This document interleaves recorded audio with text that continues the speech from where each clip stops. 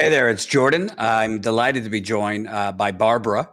You are up in Burlington, Vermont, which is a pretty liberal area of the country. Obviously, Bernie Sanders was the mayor of Burlington back in the 1980s.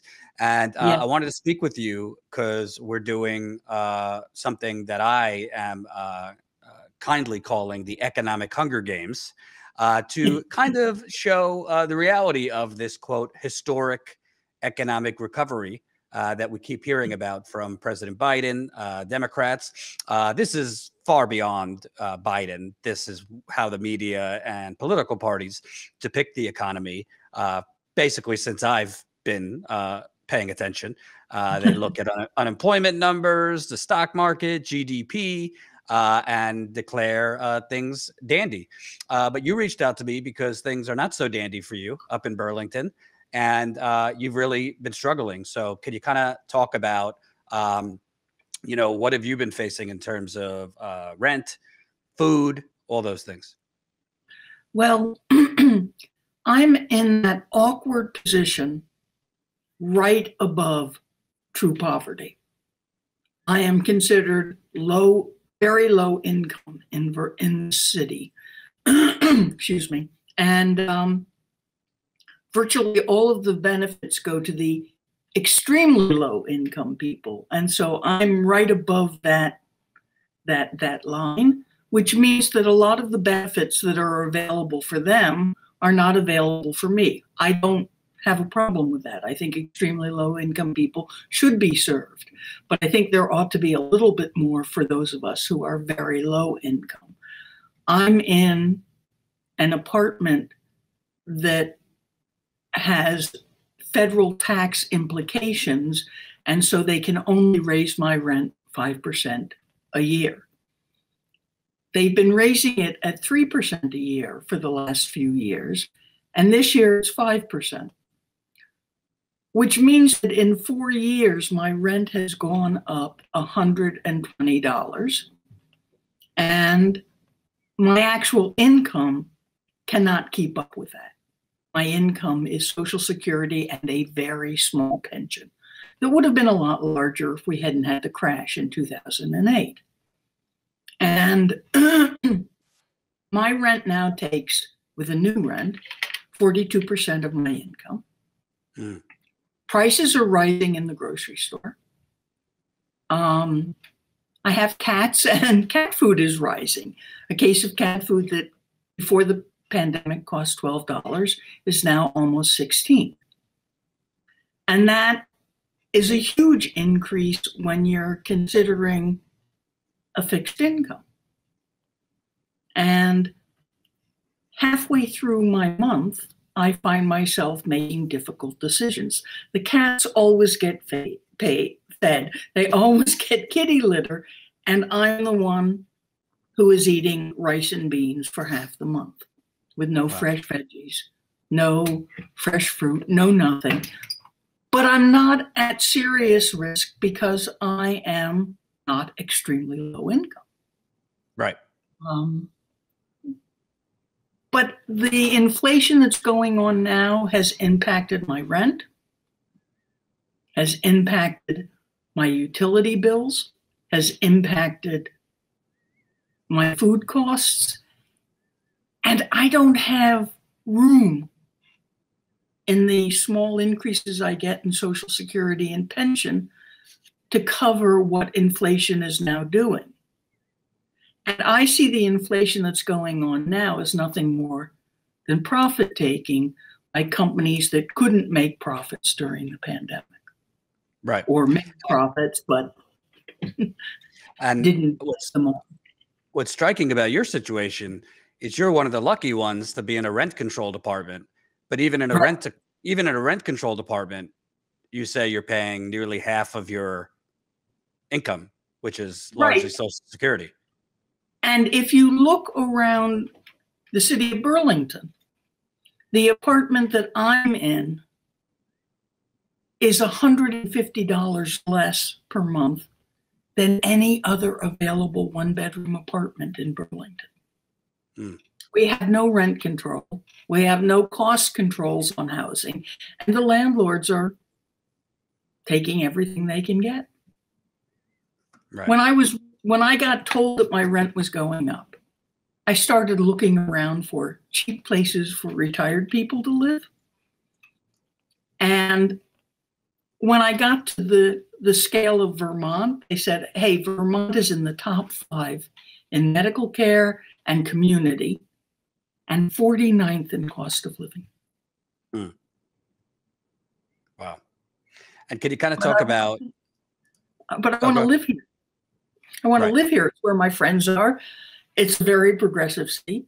I don't want to go to some redneck backwoods to be able to afford to live.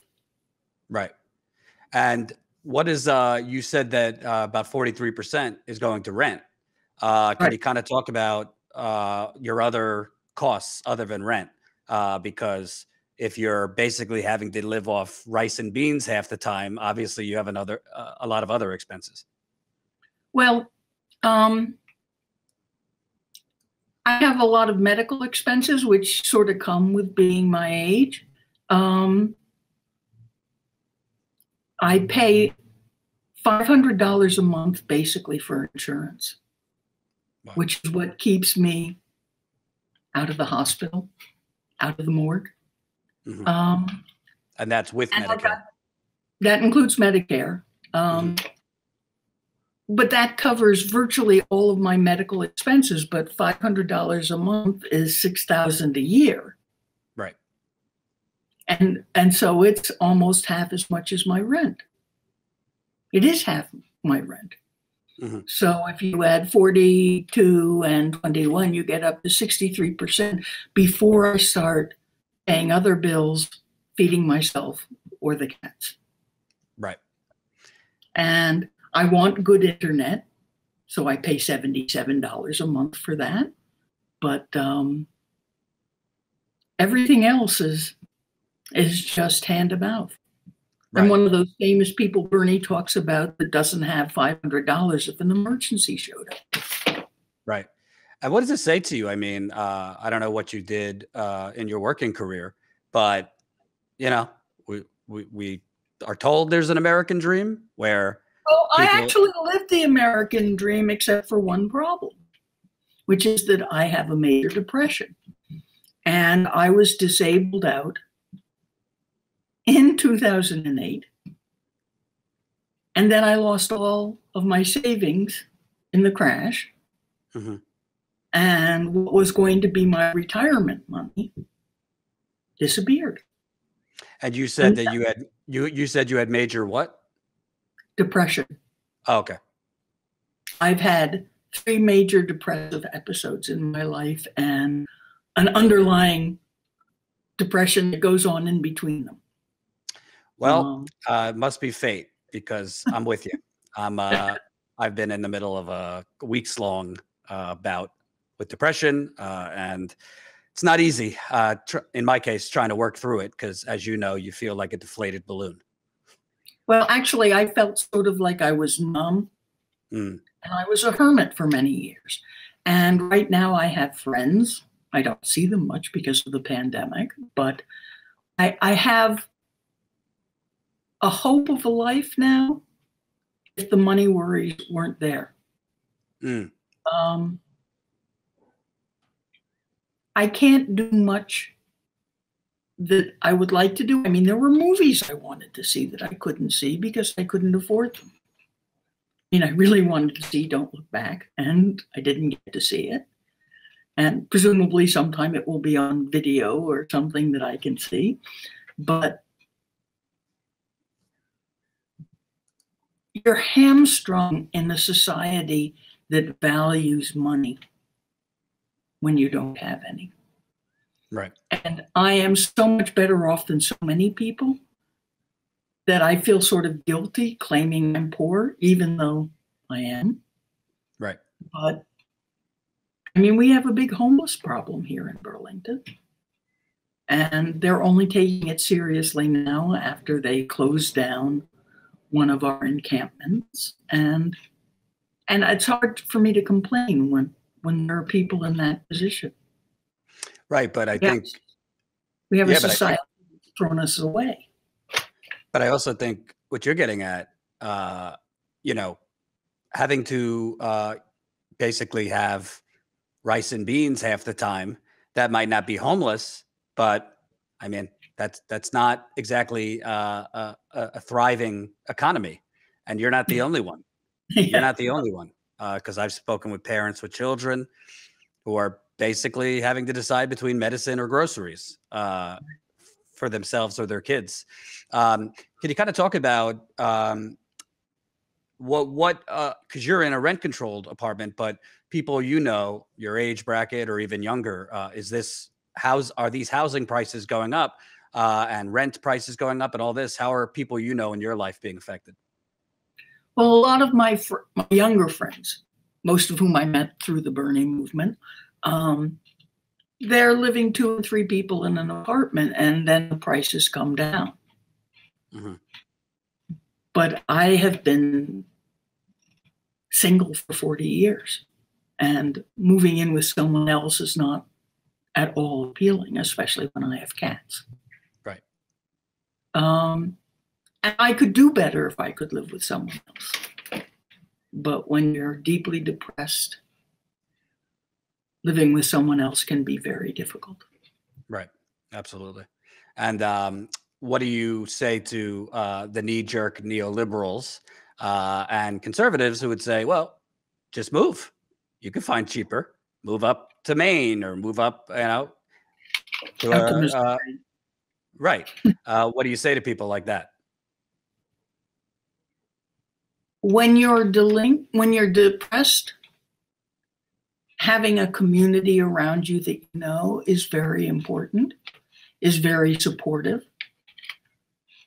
If you want to give me a death sentence, because I do have a history of suicide attempts, if you want to give me a death sentence, send me off to some cheap place to live where I don't know anybody and they're all rednecks, and I will die. It's that simple.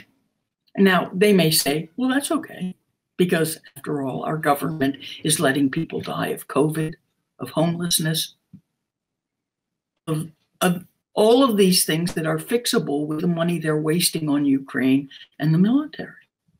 Right. Well, Biden just came out in his budget over $800 billion he's asking for in the military while you're eating rice and beans. Yeah, right. But we knew when they didn't give us Medicare for all during a pandemic that they were writing off a whole bunch of people. Right. And so the neolibs and the conservatives who want me to move to a place that is in effect a death zone for me are just adding me into the death toll. Right. And when you, see in the media or hear the president, and Republicans do this too when they're in office, but them pointing to, unemployment claims are at a historic low, and the unemployment number is, very low, and the stock market's well, and they depict this as some booming economy, economic recovery. They don't mention that, half the jobs that came back are low wage jobs.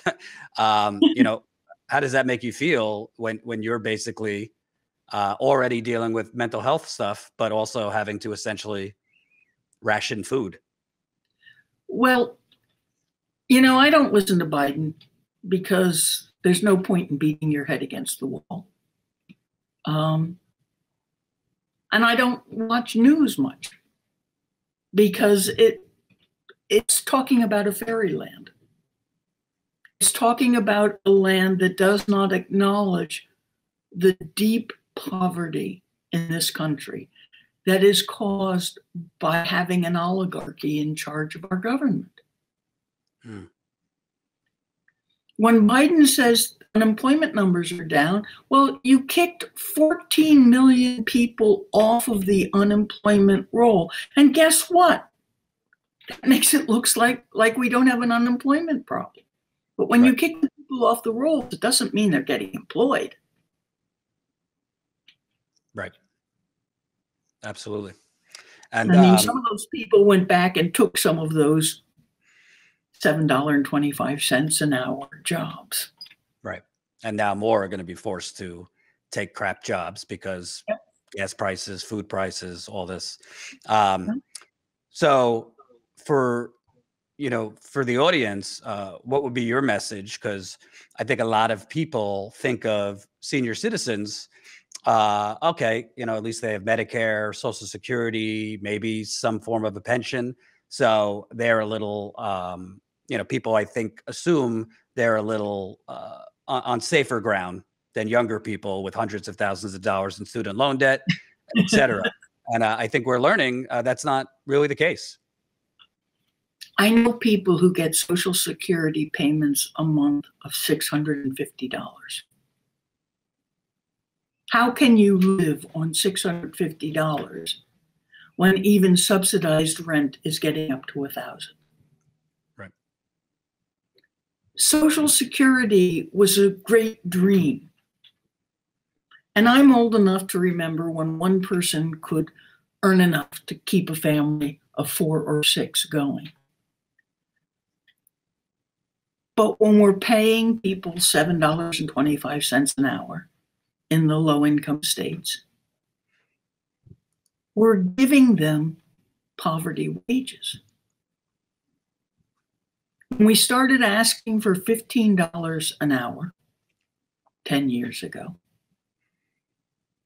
that would have brought us up to where we should have been if we'd been having cost of living increases to the $7.25. It's now closer to $23 or $24 an hour.